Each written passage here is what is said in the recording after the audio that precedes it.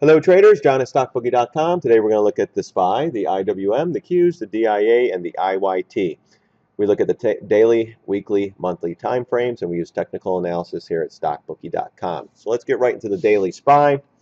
Again, bullish, above the MAs, but just floating on no volume, no participation whatsoever in the last 2 months. The only time people came in was on the Brexit, and they just came in to push this thing up and up and up and up and up and up and up. 2 months of consolidation, the hype on CNBC, classic distribution, just slow distribution. Everyone's like, thank you, my turn, thank you, oh, thank you, oh, you pushed it up, thank you. Well, just like yesterday, let's go to the 10-minute. Gaps down, someone pushes it up, seller. Pushes it up, distribution. Pushes it up, distribution. Just slowly, it was just ticked, and we shorted. Gaps up, short up here, comes back in. Nice fade throughout the day, 53 million. Not enough to make me go, wow, reversal, holy cow, this is it. But you have to respect that we have another little topping tail. It only went 10 cents through the all-time high and never closed, and we're back below.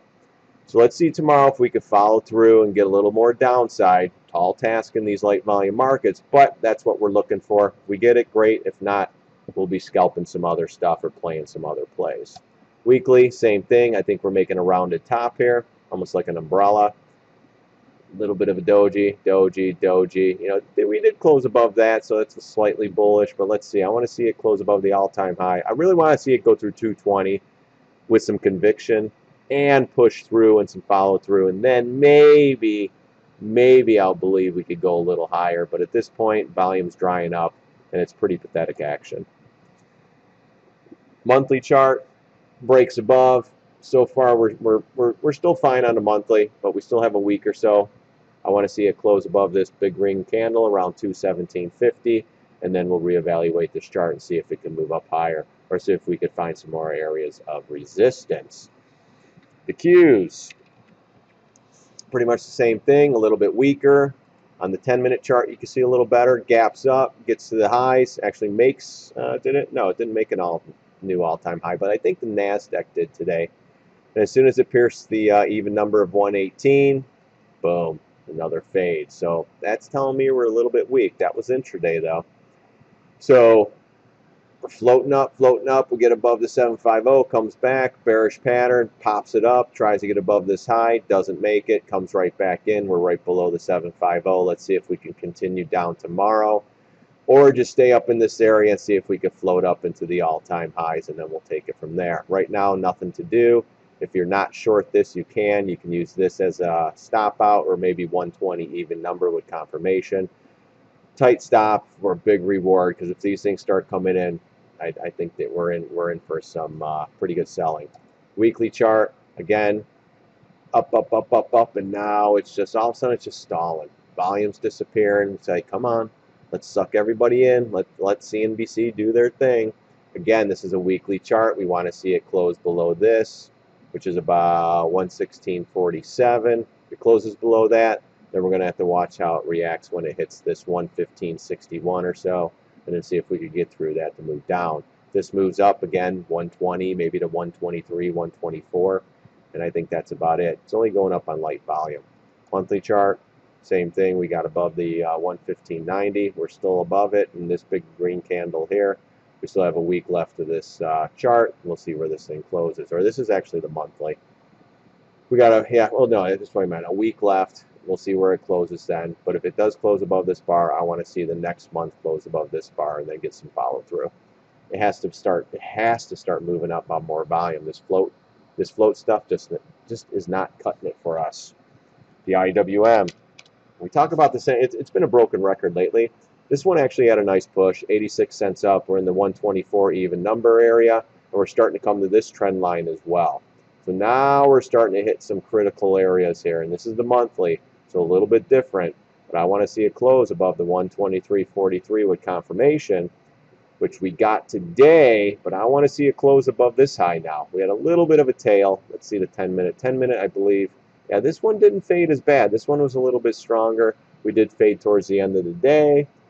But on the daily, we did close above this pivot high, which was 123.70, so you have to respect that. We're still above the MA, so slightly bullish.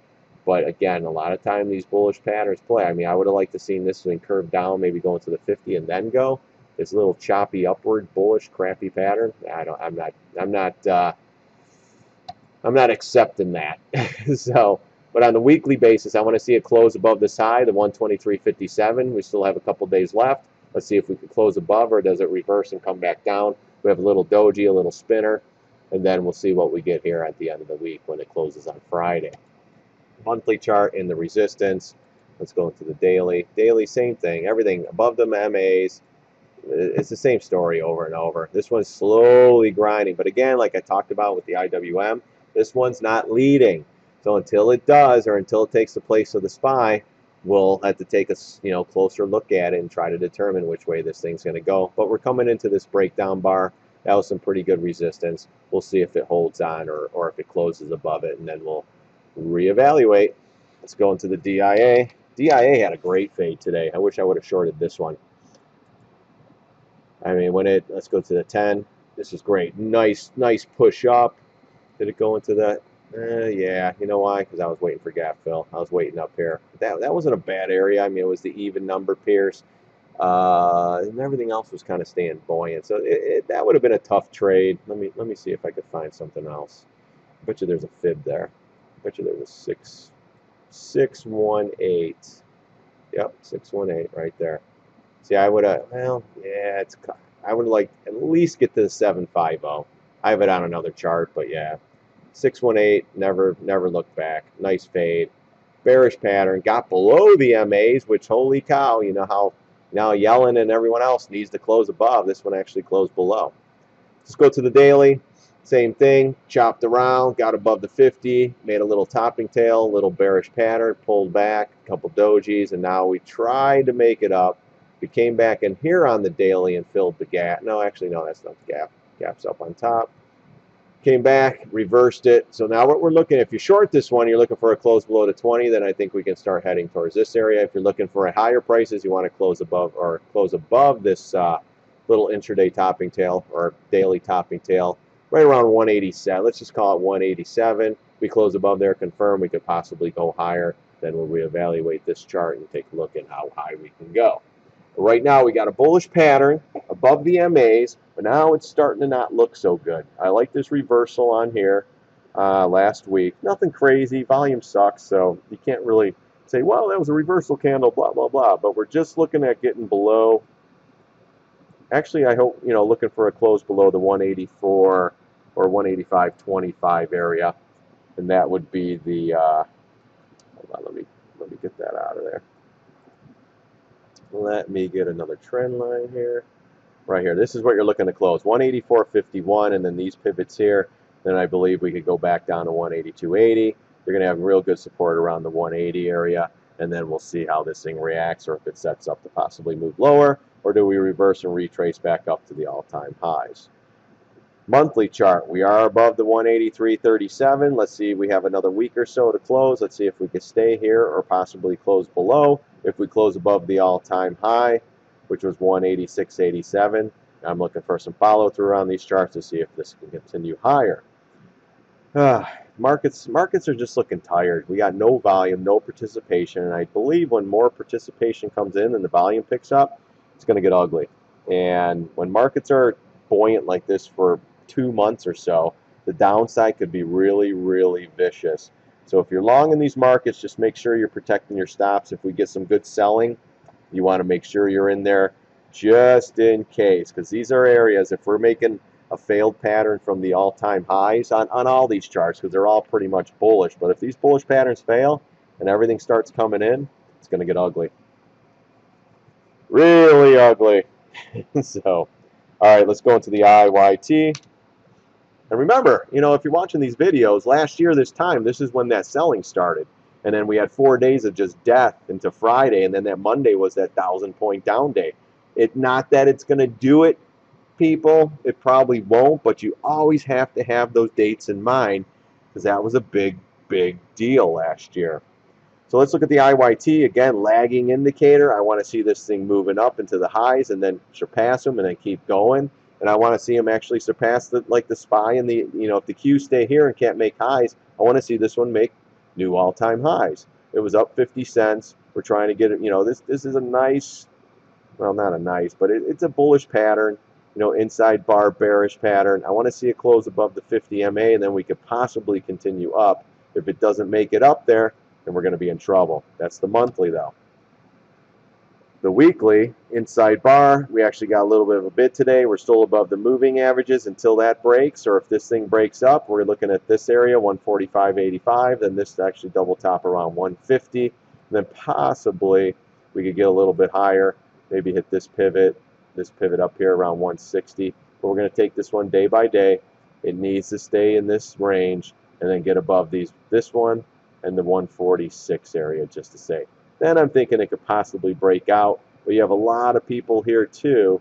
If you look at this area, you got a lot of resistance in here, and that's right around 148.79 or so. Because if this area starts to break out, 150, 151, then you could possibly get a breakout on this. I'm probably going to upgrade and whatever else they're going to do. Monthly again, it's below the MA until we get above there. And then the daily. Daily, we had a little bit of a topping tail, nothing special, but they did push it up and then reverse it. It could not get above these high pivots. That's telling me it's a little bit weak, a little bit bearish, but let's see what tomorrow and the rest of the week brings on the daily chart of the IYT. Right now, it's technically okay. I want to see a little more stuff going on the Qs and the SPY before we can determine on what's going on with the IYT. Let's go into the USO. So USO, talking heads are something with OPEC. They're going to cap the production or what. They've said this 15 times. The only reason we bounce, it pulled back. We hit the 50 MA here on the daily, and that's why we're bouncing. We hit the what is that? We hit the 382 as well. So when this thing opened up, it opened up lower, and then we pretty much went up the rest of the day. And somewhere in between, like 10:40 here, let me pull up the 10-minute. I think this is when the Iraq thing came out, or Iran thing. Oh, they're going to cap production. They're only talking about it. Why would they cap production when they're making billions of dollars? So until they do it or they sign a deal or whatever, I just don't believe it. These markets are so manipulated right now, it's disgusting. But the USO, let's go back to the daily, did come into support. It's bouncing up. I mean, it went up, retraced. So let's see if we could go up, or do we start going sideways, setting down for the next down move. Weekly pattern. Weekly, we're still into the 50 MA. We closed right on top of the 20 MA. So if we could close below the 20 MA and the 50 MA this week, I think we're on for a little more downside. But right now we got a little bit of news out there, a little bit of hype, and oil's going to 60 bucks or 80 bucks or whatever the heck target they're giving. Still a bearish pattern overall on the monthly. You got a down move sideways. It's not the prettiest, not the best, but we're trying to make a run for this red candle high. If we close above that, then we'll possibly go to 1252. If we get above that, we're going to go to 1394. If you're not short USO right here, you could definitely short it around 14 bucks, but I need to see how it goes into that area. If it goes straight up into it, then you can do a quick short for a day or so. All right, guys, there's a couple stocks I covered. Hopefully this is helping some people out there. And what we do here is technical analysis. That's it. I don't listen to CNBC. I'll go to the news. StockTwits I listen to. We do intraday scalping. We do swing trades, and pretty much anything to do with the markets. Again, thanks for watching my videos. God bless. See you on the charts.